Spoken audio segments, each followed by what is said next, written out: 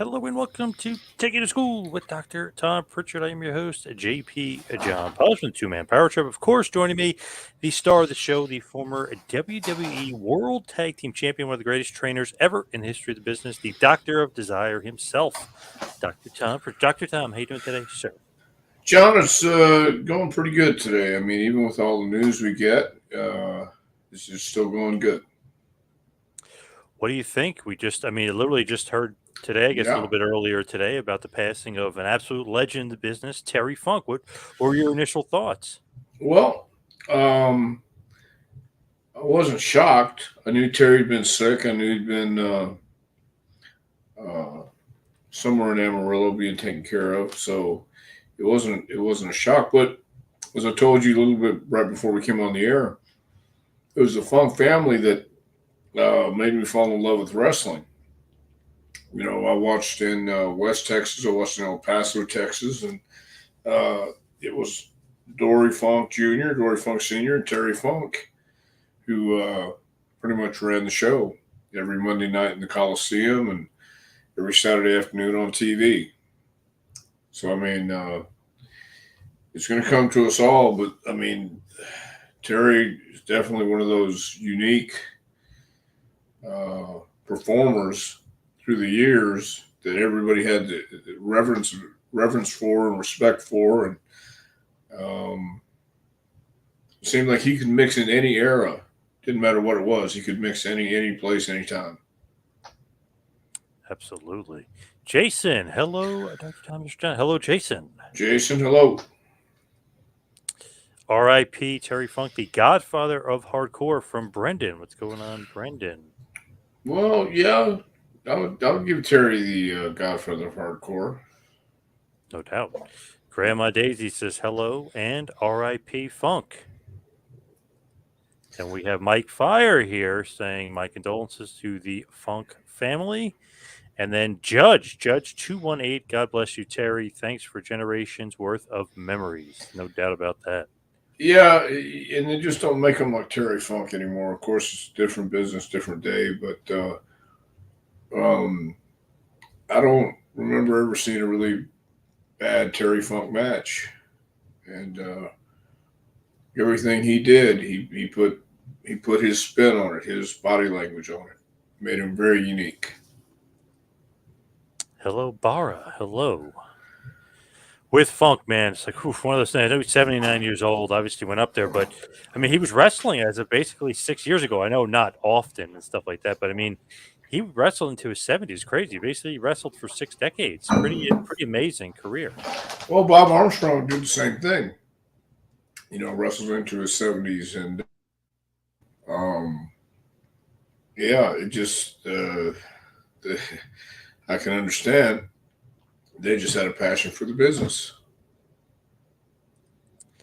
Brendan says, I remember the first time seeing Terry Funk was in Over the Top. Great movie with Sylvester Stallone. That Yes. was yeah, that was a great movie. Terry, Terry was pretty good acting in the movies. He was just being himself. Roadhouse. Remember he was in Roadhouse Yeah, with Patrick Swayze? Yeah, another good one. yeah, Anthony says, Terry is the true king. Can't yeah, agree there. yeah. It's very very much so. Again, they don't make him like Terry Funk anymore, but um, I don't know that they need to these days. I mean, they probably do need to, but I don't know that they know what to do with Terry Funk today.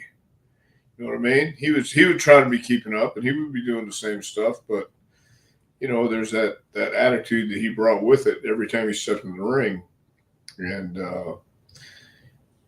that's what you were going to get. When you look at Rocky Five, he actually did the fight scene. Not he's not in it, but he did the fight scene, choreographed it for Stallone and Tommy Gunn, aka Tom Morrison, too. So funny, him and Stallone had a great relationship. Yeah, no doubt. And I remember when Sylvester Stallone came with Terry to the Coliseum in Houston, and everybody came rushing up to Terry Funk instead of Stallone. And that made an impression on him. So Yeah, he traveled with Terry and watched some of the matches, and he got a really good feel for it, and he trusted that Terry knew what he was doing. For sure. I remember the famous Stallone picture, just off topic a little bit, but he was such a big wrestling fan. Remember when he was on the set of Demolition Man? He was wearing a WCW hat. Well, how about that? Yeah, it makes sense. So Daddy was a big wrestling fan. Lewis says, I remember seeing Terry Funk in Roadhouse with the late Patrick Swayze. Yes. Yep, yep. Stallone really liked putting Funk in the movies from Jason. Yes, for And sure. why wouldn't you? I mean, he's fun to have around. He's you know, he's good. He's good at what he does. There's only one Terry Funk. Scorch says Terry Funk was underrated as an actor. There was no small Terry Funk roles. Probably not. Ibsen. Hello, Ibsen. Ibsen. Yes, Ibsen, what's going on? With Funk, it's just amazing to think, okay, 79 years old, like I mentioned, he's still wrestling as of a couple of years ago, wrestled for 6 decades. But when you really look at it, his career felt like it had many different careers within it. You know what I mean? Like he's the NWA champion, Terry Funk, then he's the hardcore icon, Terry Funk. His Japan stuff's a little bit different, a little bit of mix between the two.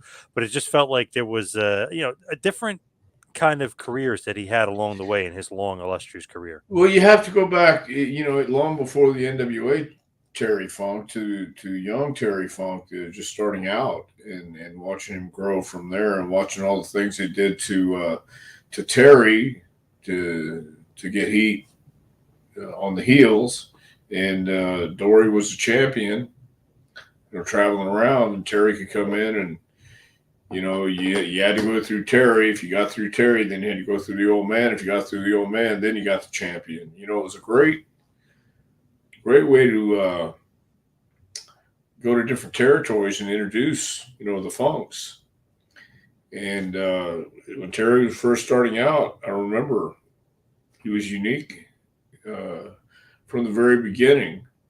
And he was just one of those captivating characters you couldn't keep your eyes off of, and he would make, even as a babyface, he would make these incredible promos, and they always would shoot if they had a promo from another territory or something, they always had it with some kind of NWA logo in the background, or some kind of backdrop that looked mysterious and different, like California, the Olympic Auditorium, where they had the blue door, excuse me, and the NWA logo in the background. When I finally got to the Olympic Auditorium, I saw the door, and I thought, yeah, this would be a place where the fans would watch the promos and see all kind of cool stuff, So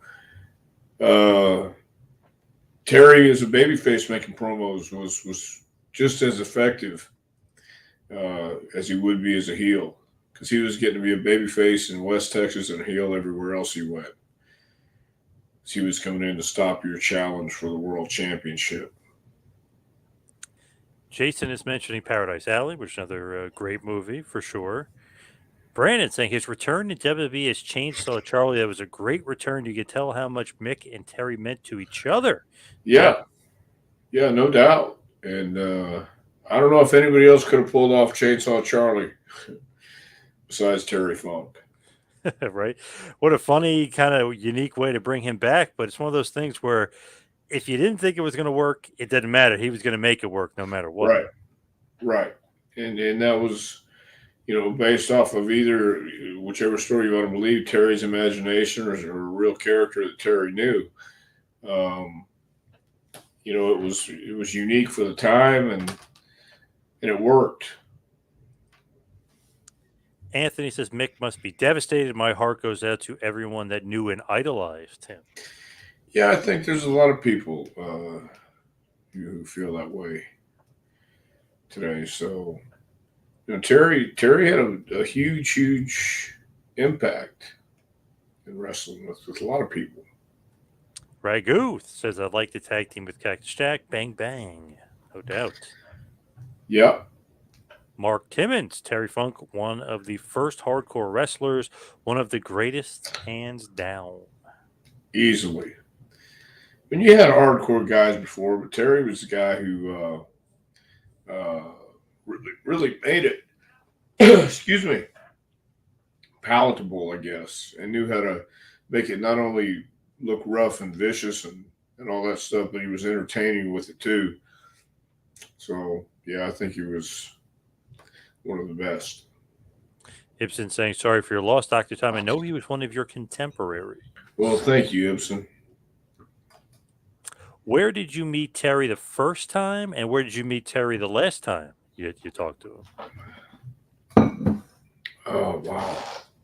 First time was in Texas, and used to take him to the airport after the show, and then later on in Atlanta, when I was or California, actually, he and Dory were making shots in California when I first started working. So that's when I met him after I actually started working. Then I think the last time I saw him was in FCW. He stopped by to say hello. Yes, I remember you were telling me that him and Dusty actually got along, and that was a shocker to me. I couldn't believe that they actually did get along. Sure. Damn, I can't believe that. Kind of ruined the, ruined everything for you. Yeah, because I thought they really hated each other. You know what I mean? Making fun of him in the airport, and you know what I mean. He can't do anything. Damn it, Dusty. Robert wants to know, when did he start? I think Terry started in '65.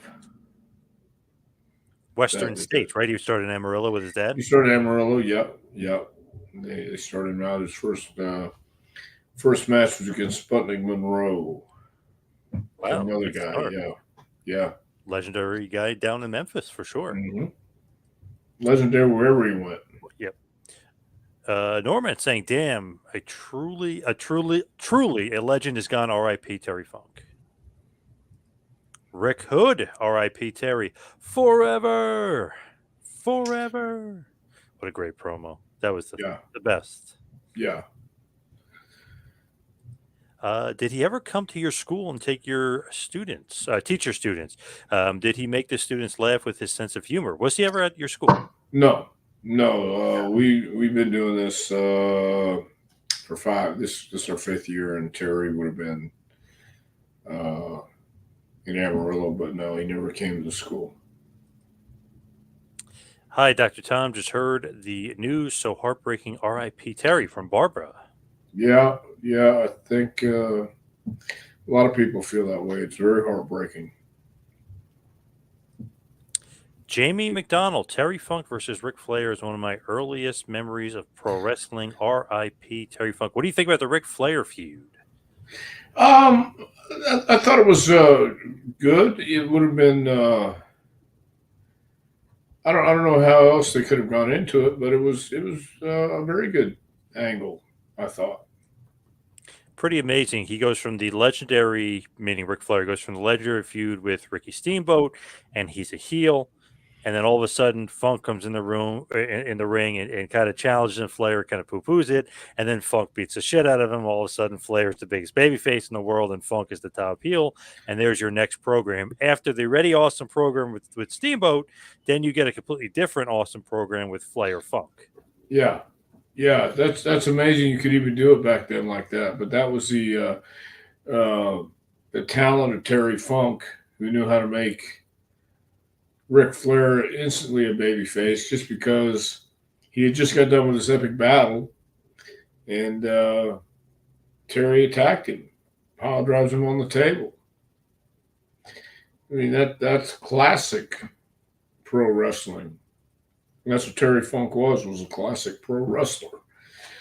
I don't know how many guys could have kind of instantly turned the big heel into the big babyface. Just like that. Just from a few things that really agitated the fans, and then of course the double cross, and then beats him up and power drives him to the table.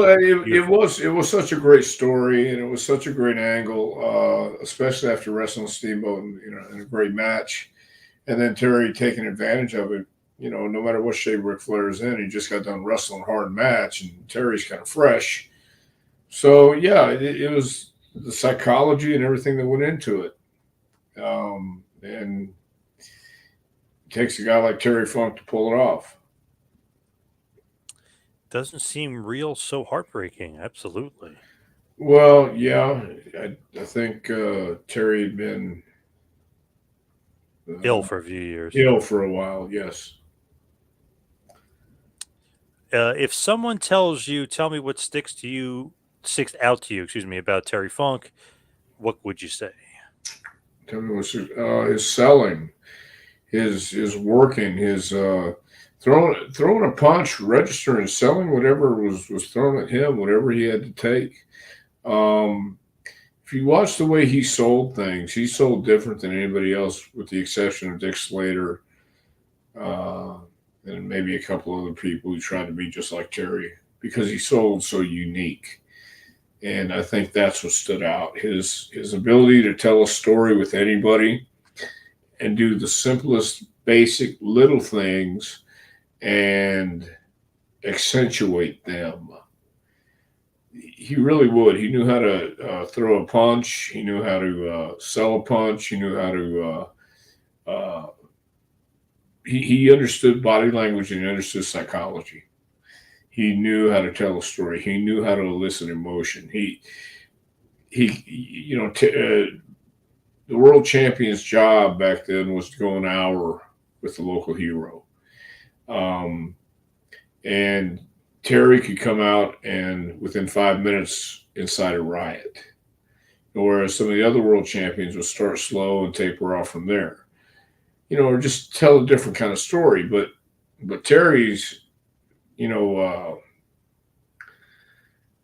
somebody told me one time that Harley called it the buffoon championship era or something like that, buffoonery or whatever, because Terry would do some of these, crazy looking spots. But I thought it just made it even more accented. When he would do these spots, it made him unique even more so, in my opinion. So that's part of his legacy he's going to leave. He made it simple, and at the same time, you got caught up in his work because he was so passionate and convincing. Scorch says Terry Funk was born in Indiana, but he soon became "quote unquote" culturally Texan within a few years of living there. Yes, that's right. That happens. That happens to most people who do live in Texas, even if they're not from Texas. They become culturally Texan. And so I was born in El Paso, Texas. So I am a natural born Texas citizen. True. Cool Kamasi says R.I.P. to the OG Terry Funk. Okay. Love it. Ibsen is back. He said Todd Gordon in his new book that Terry Funk actually wrote the forward. He's very happy about that. He's promoting the book, obviously. Well, very nice. Yeah, that's good. And that's the thing too about guys like Terry Funk. I read, and I can't remember when it was, but it was a couple of years ago now, that Terry said he wasn't going to sign any more pictures or autographs and stuff. Then I heard that people would write to him and he would write them back, like a handwritten note, handwritten letter. And to do that takes time, effort, and I guess some form of dedication. So, that's the kind of guy he was. If you sent him something, he'd sign it and send it back. Just like Dusty Rhodes used to get, I couldn't tell you how many action figures sent to FCW. And he took the time to sign each and every one of them and mail them back. So, guys like that is what, doing things like that is what made those guys special. And I don't know too many people that take the time, except those two in particular. Maybe there's others, I'm sure there are, who take the time to write back or send something back because they know how much it means to the fans. So, that was another big asset of Terry Funk. For all his nonsense and crazy ways, he actually cared about wrestling fans and the business. Billy, Terry was one of a kind. He would talk to you like he had known you for years and had a great memory. That is true. Very, very Yeah, true, because I've met him a few times, and man, he'll keep you there. He'll talk to you about, whatever. I mean, he's just awesome. right. Awesome guy. Yeah, that's what I mean. They don't make them like Terry Funk anymore, and it it's one of those things that you try to teach people how to be a star, and I think that keeps the definition of being a star keeps changing. With throughout the generations and over time. But in his time and in his prime, Terry Funk was uh, a star in professional wrestling and in the movies, the entertainment business. So I think I think we still have matches we can watch. We still have promos we can listen to and learn from Terry Funk. And I think that would behoove a lot of people to study what Terry did. Please ask Dr. Tom how legendary Terry was in Texas in the early days.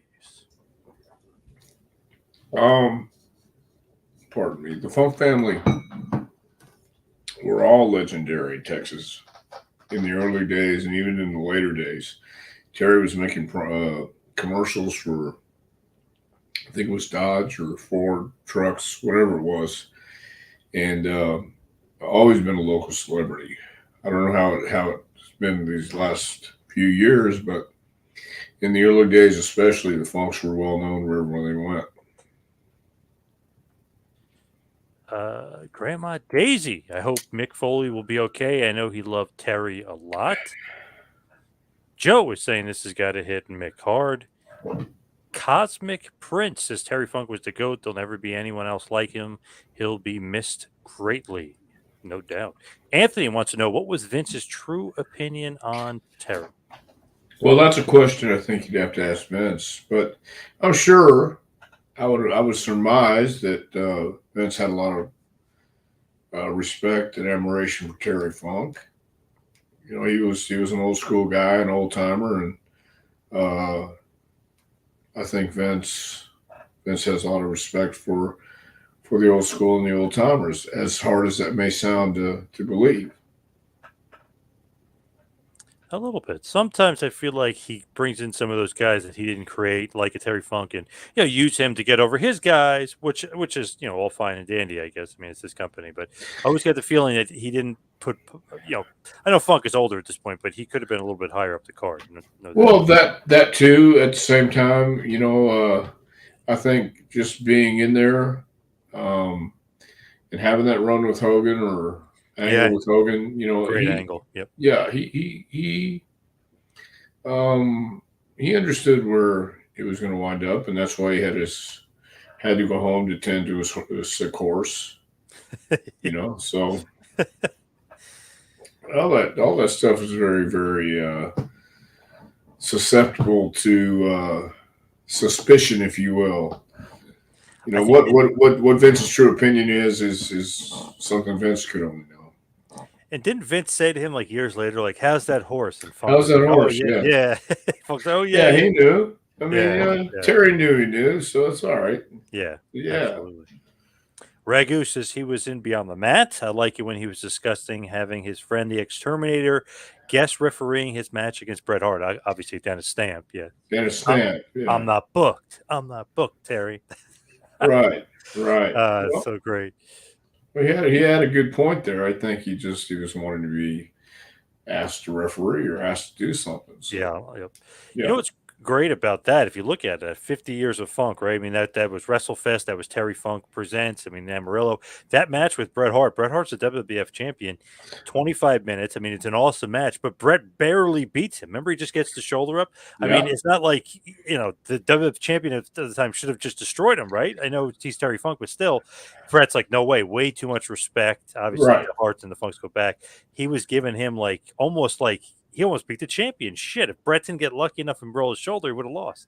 Yeah, but I think the comment Terry said is it just wouldn't make sense for however old Terry was back then to beat the WWF champion. That Right. just Yep. wouldn't make sense. So Right. he knew that. Great match. If anybody hasn't seen it, check it out. WrestleFest, 50 Years of Funk. Yeah. Awesome. Brett versus Terry Funk is unbelievable. Pretty amazing, too. It's like WWF champion at the time and really giving Terry a lot, too. It just shows the respect factor there. Do you know, off topic here, but kind of on topic, do you know the name of the show that uh, we were on against Murdoch and Dory Jr.? Ooh, good Okay. question. I'll figure that one out. Heavenly Bodies versus Murdoch and Dory Jr. And I just remember the building where we went to get our finish. You know, it was like a maze of rooms, and I can't remember what building it was in. Like The Amarillo Civic Center, they called it the Funk Free for All, and you guys lost to Murdoch and Dory Funk Jr., obviously the Heavenly Bodies. The main event, Terry Funk defeats Eddie Gilbert in a Texas death match. Yeah. Okay. So Funk Free for All in Amarillo. Yeah, about 6,000 people in attendance. that was the only time I got to work with Dory Funk. Well, no, I worked with Dory on a TV match in Charlotte, but that didn't count. But I worked with him in this tag match. It was pretty cool. Terry was putting together everything that night, though. So anyway, that was 93, part of the big Funk Gilbert rivalry that kind of spanned a few different promotions. Yeah. Yeah. So was that? Wait a minute. When did Eddie pass away? Probably right after that, right? Almost literally might have been a few weeks after that. Didn't he pass away in March of 1993? Let me see. I don't know. So I'm wondering. I mean, oh no, he died in 1995. Okay, I'm thinking of Kerry Von Erich because I know he passed away in 93. So yeah, Gilbert died in 1995. So this was 2 years before that. Okay. Right now, now it's in the timeline. So. Speaking of Bret Hart, it says Bret would be devastated as well because he said he learned a lot from Terry Funk in his first years as a pro.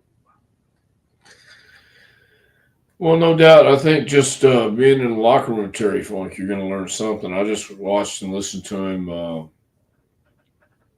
couple times, and it was always, you know, between him and the Armstrongs, I learned the dressing room. You should be having a good time, and it should be business, yes, but also understand you need to have some fun in there too.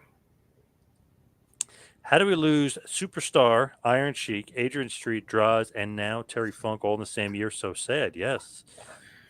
Ooh, yeah. Well, we're all getting older. Magazine. Terry Funk is the only wrestler who could persuade Dennis Stamp to appear at an event where he was "quote unquote" not booked. Well, Terry booked him, so there you go. Terry, I'm not booked. Right. That's so good. Billy saying Terry was the kind of guy who could talk to you like he's known you for years. He had a great memory at the time because I only talked to him about 4 times, but he still remembered who I was. Okay. Yeah. Good stuff. Yeah. Robert wants to know how real were those death matches Terry Funk was in? Well, pretty real. I mean, he got injuries from the death matches in Japan. I think the death matches over here, ECW were they the barbed wire matches or? He had a barbed wire match with Sabu. It's pretty vicious. Yeah. Yeah. So I don't know if that would count as a death match, but it counts as one of those crazy matches where. Well, those IWA Japan matches against Cactus and the Japanese guys and stuff. I mean, he had some pretty crazy death matches for sure. They were pretty authentic. And then Terry was just crazy enough to do it. So was Mick, obviously. Crazy like a fox. Yeah, exactly.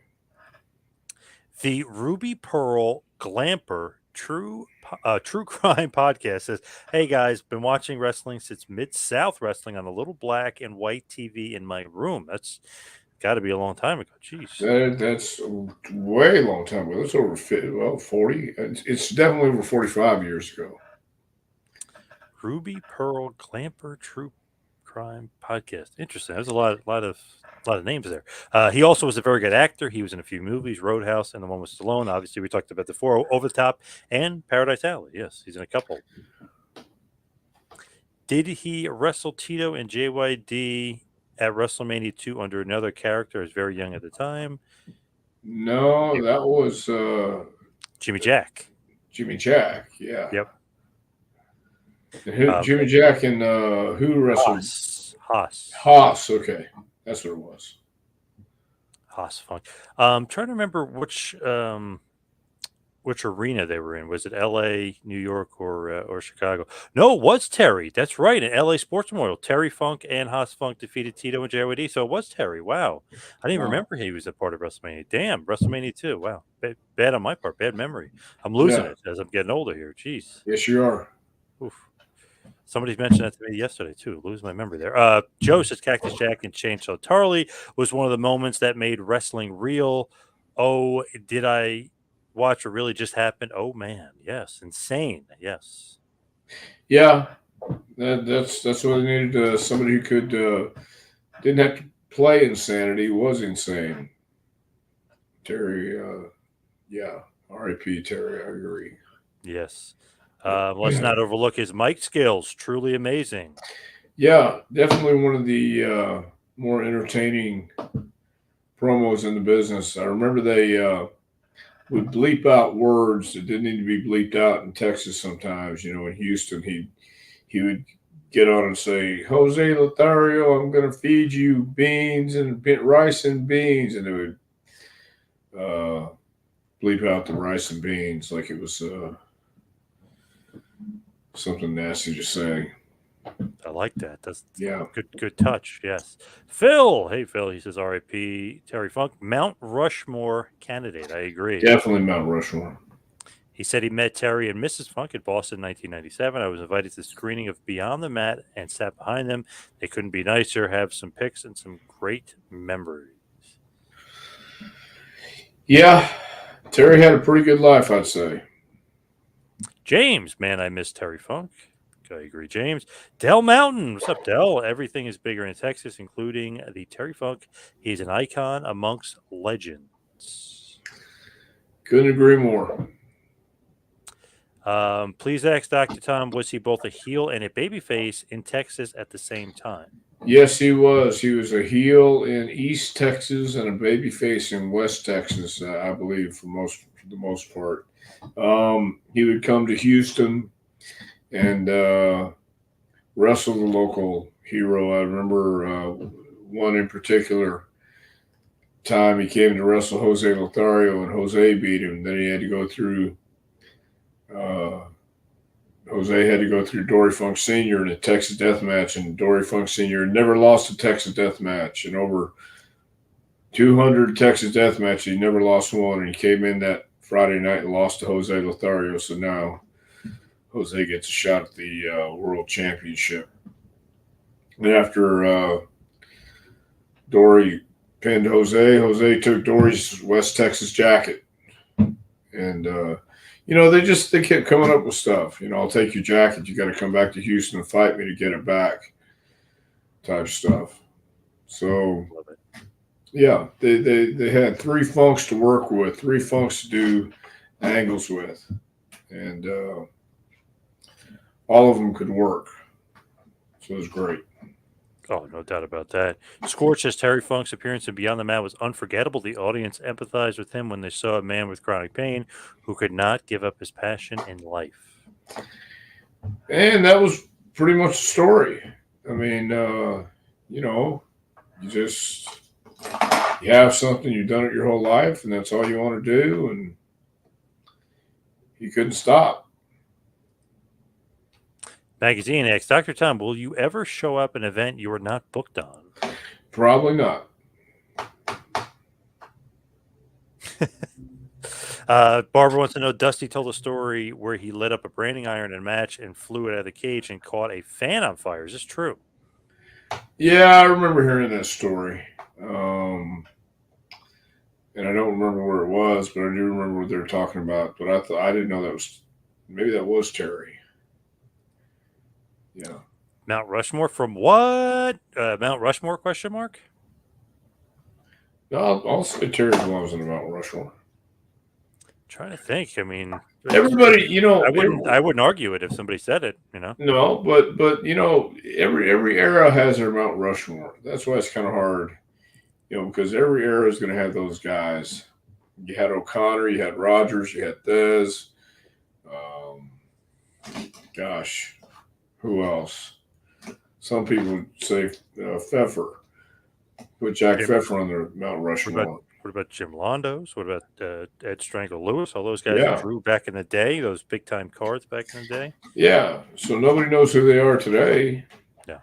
So Colton says Terry Funk is the messiah of hardcore wrestling.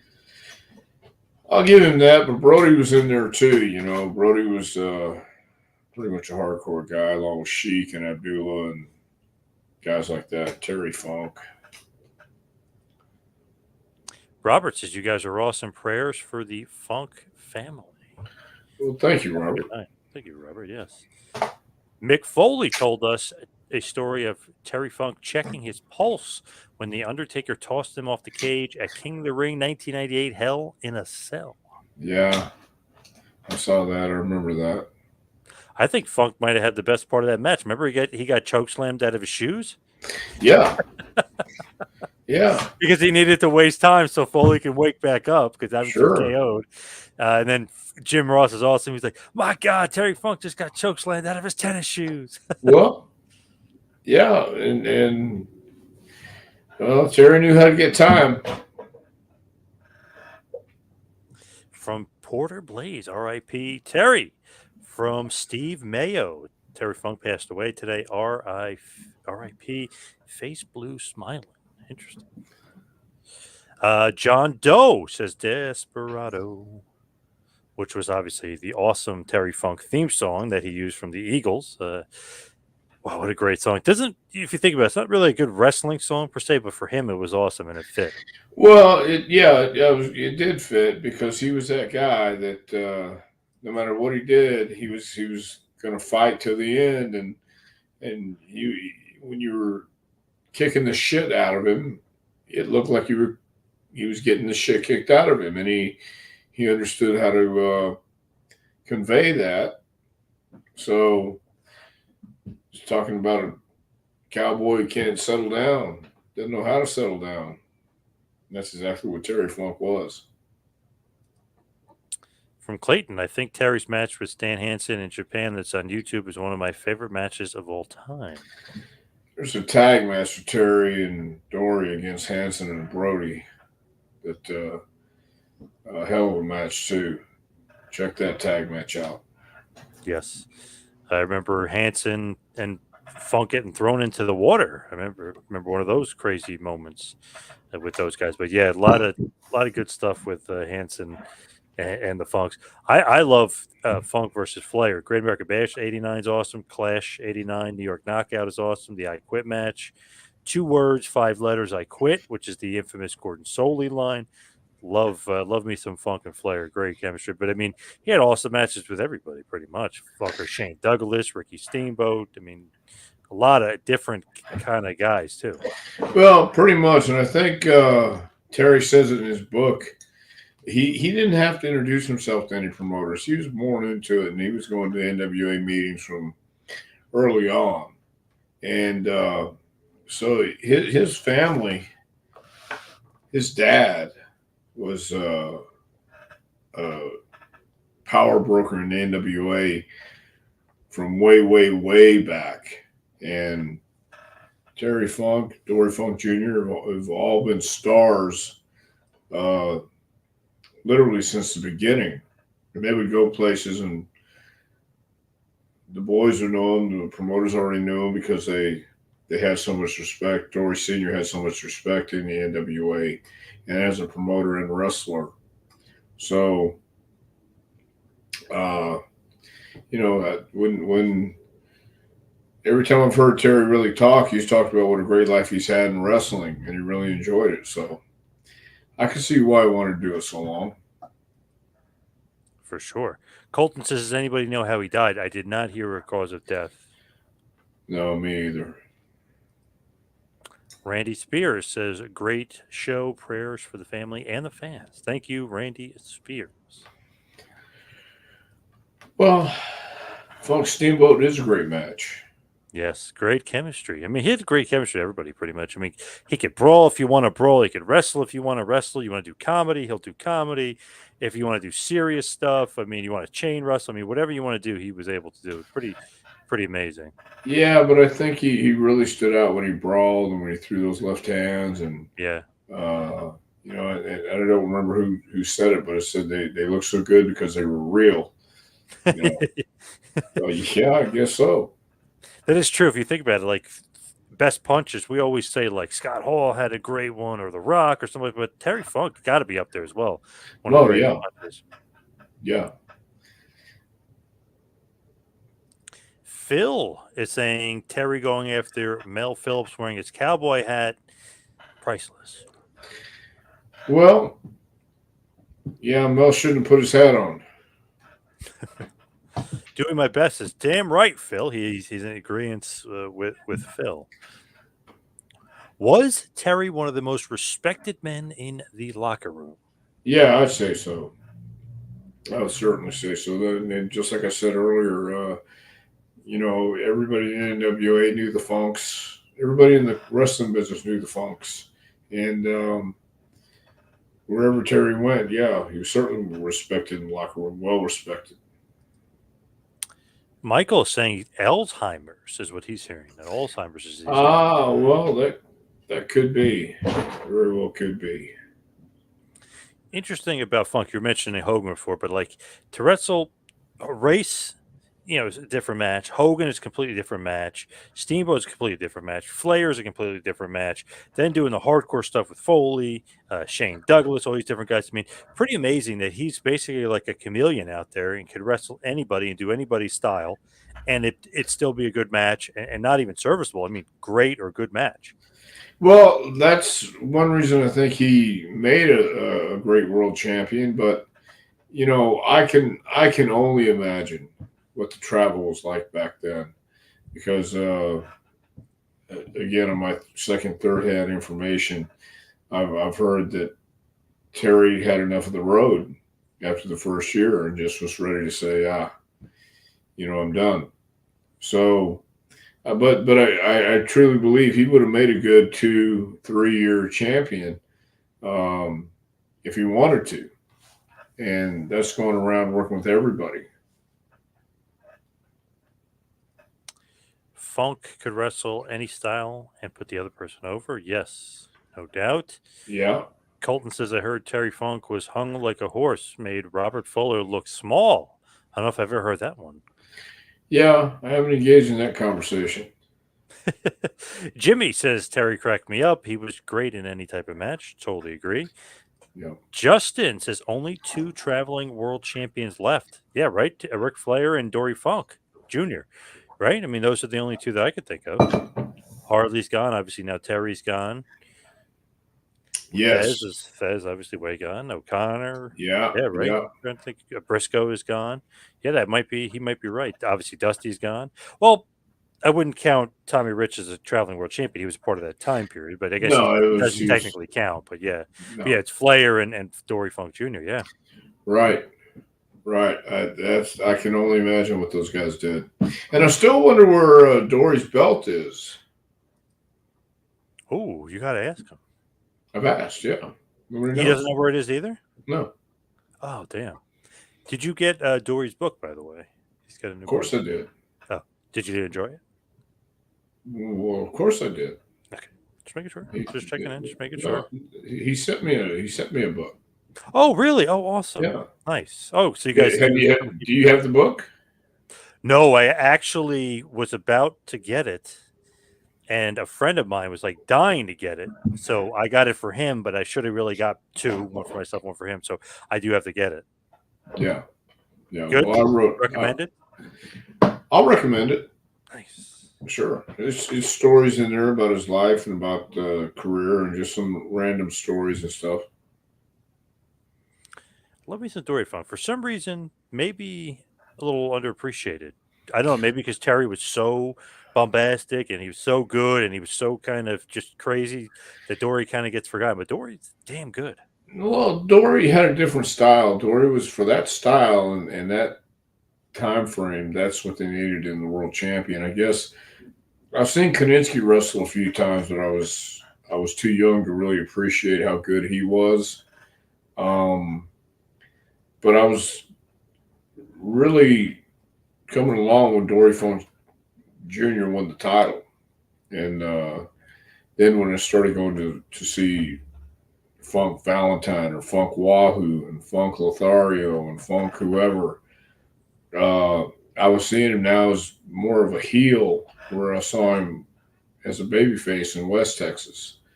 Now he's coming to Houston, and he's more of a heel, and all the Funks have more of a heel persona. Whereas in El Paso, they were catering towards the fans, and now they're calling the fans idiots and morons because East Texas is the dregs of society when it's compared to West Texas.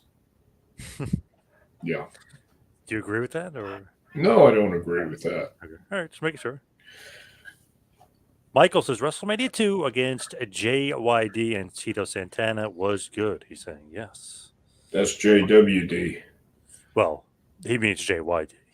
Well, how do you know? Because it could have been the Junk Ward dog. Against the Anyway. Funk Brothers. Oh, yeah. Could be, yeah. So, in your mind, though, is Terry the greatest NWA champion, or at least one of the greatest NWA champions of all time, or the run's not long enough for you, for your liking? No. I think Terry's certainly one of the greatest champions of all time, and you got to give it to Terry and Dory for winning or for getting the NWA championship and representing the NWA the way they did. But I would certainly say Terry Funk was one of the greatest NWA champions. You know, Dusty Rhodes didn't hold the belt for a long time either, but Dusty Rhodes was a different kind of attraction.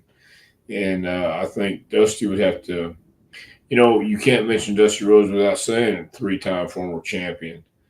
And he was so much more than that. And Terry Funk, he was a NWA champion. He was ECW champion. What other? He held titles wherever he went, and he was successful, and he knew how to get anybody over. So that's what makes a great champion in my view. No doubt. WWF Tag Team Champion, WWE Hall of Famer. I mean, he's been around the block quite a bit. Funky being an absolute legend. Was he a tag team champion in WWF? Yeah, with Mick. Yep. They won at WrestleMania 14 over the. That was Chainsaw Charlie days. Okay. Yes. Yep. Right. Yes. Good. Cool wants to know his greatest theme song, the All Japan one. I don't know. I got to go Desperado. I love the Eagles song. Yeah, I like Desperado too. Desperado. Oh, he's saying Roadhouse is on TV right now. How about that? Yeah. Probably because of the past. I feel like his coverage, a lot of mainstream coverage. I saw Fox covering. I saw a bunch of big time outlets covering. Yeah, no doubt. No doubt. Did he have dementia? I heard he did, and Don Morocco said that he had dementia. So I'm going to say yes. I think he might have. Question here. Has Dr. Tom heard his brother's Terry Funk impersonation? Prichard, tell Junior I've got to go home. My horse is sick. I've heard it, yes. Is that any good? Do you like Bruce's impersonations? I love Bruce's impersonations. Nice. Do you do a good Terry Funk? Not anymore. Not bad. It's pretty good. Yeah. I gotta go home. The horse sick. My horse just pissed all over itself, and I've got to go home. I've got to clean up my stall. Tell Junior I'm out of here. Tell Junior he can jump off a short pier. I don't care. I'm gone. My horse is sick. From the Double Cross Ranch in Amarillo, Texas, David, 80. Yes. Yeah. From Mike, the fat white guy. Did Dr. Tom ever take a brand shot? If so, how painful was it? I mean, branding iron shot? The branding iron?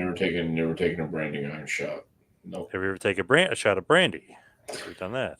Well, there was that one time, but that Oh, was a long time ago. how could I forget his feud with Lawler? Those matches are unbelievable. My eye, Lance, my eye. Well, he got a stick stuck in his eye. So he's another guy. Lawler and Terry were Unbelievable matches. yeah, The unbelievable. empty arena match is awesome. Yeah. Yeah, yeah. So Lawler's another guy who likes to put that realism in there. Yes. They were both good. Colton says he heard Terry Funk was an avid collector of Mexican fighting oysters. Well, there's a very good possibility of that. Um, Steve saying he loved the old Memphis studio. Saturday morning setup with the matches. Monday night at the Mid South Coliseum. Yes. Yeah, I like that setup too. Studio wrestling was kind of cool. With Funk, just try to put it all together and wrap it up. Mount Rushmore, maybe one of the goats, perhaps. Would you put him in that category? I would, but once again, you brought it up before, Jim Lundis and Strangler Lewis, and guys that are in different eras, and that's why this really doesn't. It gets harder and harder if you're trying to compare today's stars with who or the last 20 years worth of stars. Who would you put on that Mount Rushmore? You got to have Hogan. You got to have Flair. Yeah.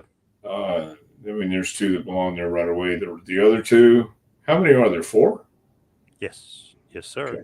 So the other two, where do you go? Do you go Shawn Michaels? Do you go Bret Hart? Ooh. Or do you go Terry Funk and Jack Briscoe? Do you go Terry Funk, Dory Funk Jr.? I mean, it's all subjective, I guess, if that's the word I'm looking for, as opposed to objective. It's not. We're not really judging, except for what they did in wrestling, and they've had a great career. I mean, anybody you want to put on Mount Rushmore, obviously you got Sting, you got Luger, you got why not Ron Simmons, Vader.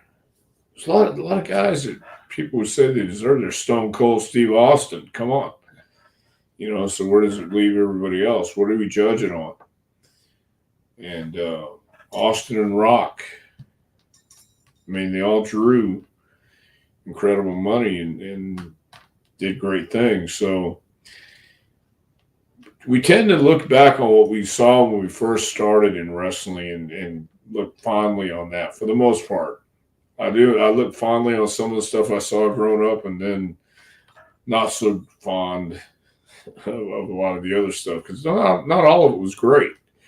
Right.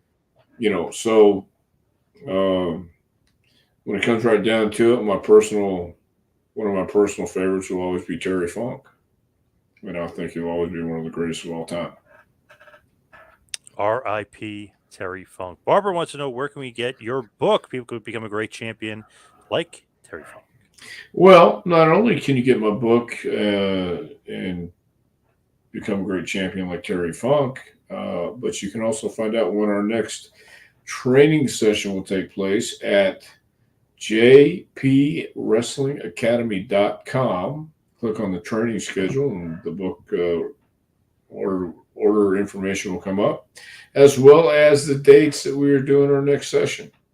That's jpwrestlingacademy.com.